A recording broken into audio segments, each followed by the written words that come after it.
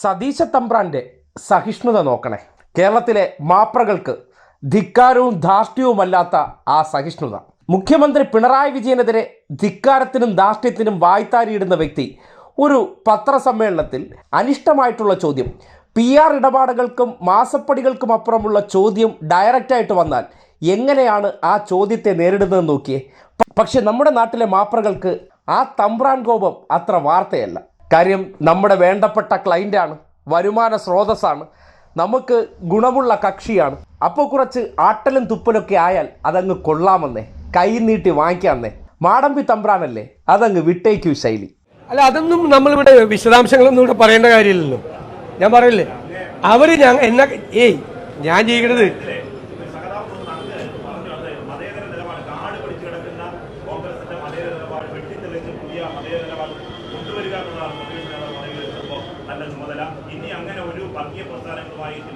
ഞാൻ ആ ചോദ്യത്തിൻ്റെയൊക്കെ ഉത്തരം പറഞ്ഞു കഴിഞ്ഞു. നിങ്ങൾ കൈരളിയിൽ നിന്ന് കുറെ പേര് വന്നിട്ട് ആവർത്തിച്ച് ചോദ്യം ചോദിച്ചാൽ ഞാൻ എല്ലാ ചോദ്യത്തിനും ഉത്തരം പറയണ്ടല്ലോ. നിങ്ങളിങ്ങനെ മുഖ്യമന്ത്രിയോട് പോയി ചോദിക്കും. കൈരളി റിപ്പോർട്ടർ മുഖ്യമന്ത്രിയോട് ചോദിക്കും, ജമാഅത്ത് ഇസ്ലാമിയും വെൽഫെയർ പാർട്ടിയും മതേതര പാർട്ടിയാണോ വർഗീയ പാർട്ടിയാണെന്ന് ഇവിടെ മുഖ്യമന്ത്രിയോട് ചോദിക്കും. ഇത് കണ്ടോ, ഇത് കാണ്, അവിടെ പോയി ചോദിക്കും. അവിടെ ചോദിക്കാറില്ല. വേറെ ചോദ്യം ഉണ്ടോ ചോദിക്കും. വേറെ ചോദ്യം. ഞാൻ ദേഷ്യം പിടിച്ചില്ല. നിങ്ങൾ സ്ഥിരമായി നിങ്ങൾ സ്ഥിരമായി പത്രസമ്മേളനം നടത്തുമ്പോൾ നിരവധി ആളുകൾ കൈരളിയിൽ നിന്നും ദേശാഭിമാനിയിൽ വന്ന് വേറെ ഒരു മാധ്യമ പ്രവർത്തകനും ചോദ്യം ചോദിക്കാൻ അവസരം കൊടുക്കാതെ ആവർത്തിച്ച് ചോദ്യം ചോദിച്ച് എന്നെ പ്രകോപിപ്പിക്കാൻ നിങ്ങൾ കരുതണ്ട. ഞാൻ നിങ്ങൾ ചോദിച്ച എല്ലാ ചോദ്യത്തിനും UDFന്റെ ഉത്തരം പറഞ്ഞു കഴിഞ്ഞു. മനസ്സിലായ? അപ്പോൾ ആ കൈരളിയും ദേശാഭിമാനി ഇത് തൃക്കാക്കര ഇലക്ഷൻ തൊട്ട് തുടങ്ങിയ പരിപാടിയാണ്. കുറേ പേരങ്ങോട്ട് വരിക, എന്നിട്ട് വേറെ ആർക്കും ഇവിടെ നിൽക്കുന്ന ആർക്കും ചോദ്യം ചോദിക്കാനുള്ള അവസരം കൊടുത്തില്ല. നിങ്ങൾ തന്നെ സംസാരിച്ചുകൊണ്ടിരിക്കുക.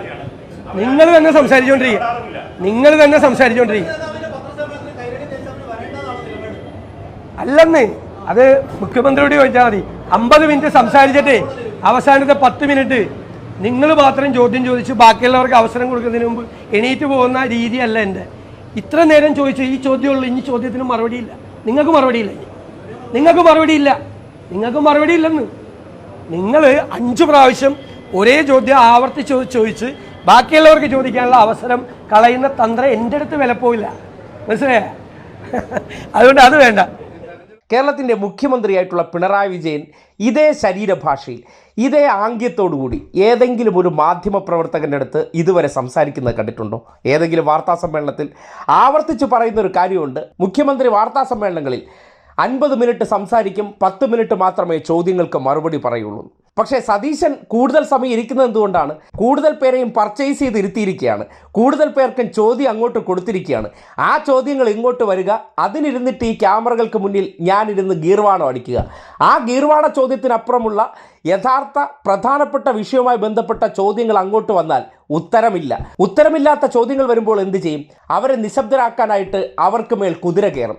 അവരോട് ചോദ്യത്തിന് ഉത്തരമില്ല എന്ന് പറയും. കാര്യം നമ്മൾക്ക് ആവശ്യമുള്ള ചോദ്യങ്ങൾ അല്ലാതെ തന്നെ പ്രിപ്പയർ ചെയ്ത് ഇരുത്തിയിരിക്കുന്നവരുണ്ട്, പഠിപ്പിച്ചു വച്ചിരിക്കുന്നവരുണ്ട്, മാസപ്പടിയും മാമൂക്കോയ അവാർഡുകൾ വാങ്ങിയിട്ടിരിക്കുന്നവരുണ്ട്. അവർ ചോദ്യം ചോദിക്കട്ടെ.